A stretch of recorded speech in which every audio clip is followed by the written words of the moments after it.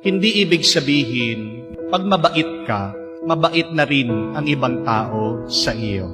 Hindi ibig sabihin, pag mabuti ka, mabuti na rin ang iba sa iyo. Yun yung masakit na katotohanan ng ating buhay. It does not mean that when you are good, people will also be good to you. It does not mean that when you are kind, people will be kind to you. Ang malungkot na kwento, mabuti ka na nga, mabait ka na nga, may taong masama pa rin sa iyo. May taong makakasakit pa rin sa iyo. May tao pa rin maninira sa iyo. Tandaan natin yan. At alam ko, napakarami na nakakaranas sa atin ng ganyan. Hindi ibig sabihin, ikaw ay mabuting kapatid, na ang iyong mga ibang kapatid magiging mabuti sa iyo. Amen? Minsan nga, hindi ibig sabihin, ikaw ay isang mabuting anak na magiging mabuti ang iyong mga magulang sa iyo. Amen? Minsan, napakabuti mong estudyante. Pero bakit napakasama ng iyong teacher sa iyo? Minsan din, napakabuti mong kapitbahay. Pero itong iyong katabing bahay, sinisiraan ka, chinichismis ka. Napakarami din nararanasan ito. Mabuti silang asawa. Pero bakit yung mga asawa nila hindi mabuti sa kanila? Dahil yan ang masakit at malungkot na katotohanan. Hindi ibig sabihin ikaw ay mabuti, magiging mabuti na rin ang iba sa iyo. At naranasan yan ng ating Panginoong Jesus. Napakabuti niya. Napakarami niyang pinagaling.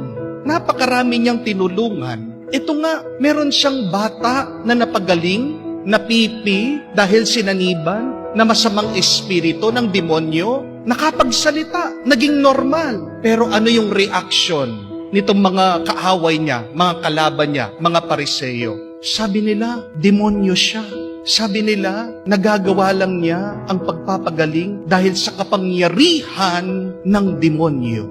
Hindi ba napakasakit nun? Pero, titigil ka ba sa pagiging mabait at mabuti dahil lang merong iba, hindi sila mabait at mabuti sa iyo?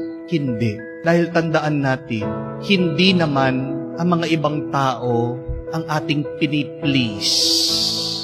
Sino ang ating dapat i-please? Ang Diyos. Bakit tayo'y nagpapakabuti? Dahil ito yung ating pagmamahal, pasasalamat sa Diyos. We are challenged, my dear friends.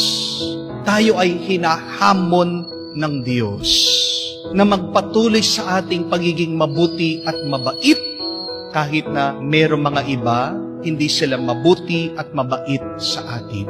Because when we are good, when we are kind, when we are generous, we give glory to God. We become God's face, God's presence here on earth.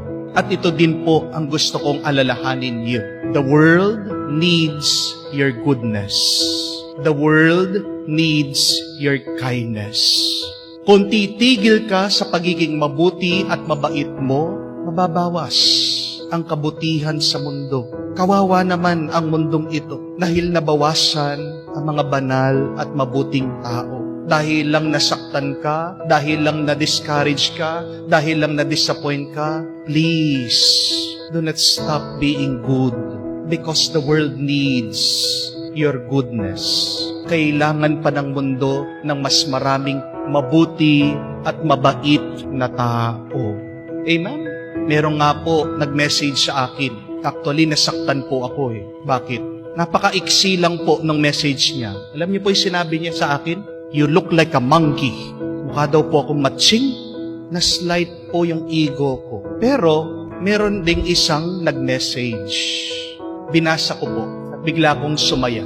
Dahil sabi nitong tao, Father, you are my angel. You look like an angel to me. Medyo nalito po ako eh. Tinatanong ko sarili ko, tinatanong ko ang Diyos, Lord, sino po yung nagsasabi dito sa dalawa ng totoo? Mukha ba akong matching o mukha talaga akong anghel? Pero inisip ko na lang po na itong aking ginagawa may mabuting na itutulong sa iba. Kung titigil ako dito sa aking pagdadala ng mabuting balita, dito po sa aking pag-uhumili na nagbibigay ng inspirasyon sa mga ibang tao. Ano na lang ang mananatili? Mas darami yung mga taong kamukha nun, punong-puno ng galit, nagkakalat ng inis at ng hinanakit. Amen? Buti na lang, meron pa rin mga tao naka-appreciate. At yan din po yung tandaan natin. Oo, meron mga tao na hindi nila ibabalik. Meron mga tao hindi sila magpapasalamat dun sa iyong kabutihan. Pero marami pa ang nangangailangan sa iyong kabutihan. Marami pa ang naghahanap ng mababait na tao, mga tapat na tao. So please, do not stop being good just because other people are not good to you. Please, continue your goodness because the world needs more good, kind, and generous people.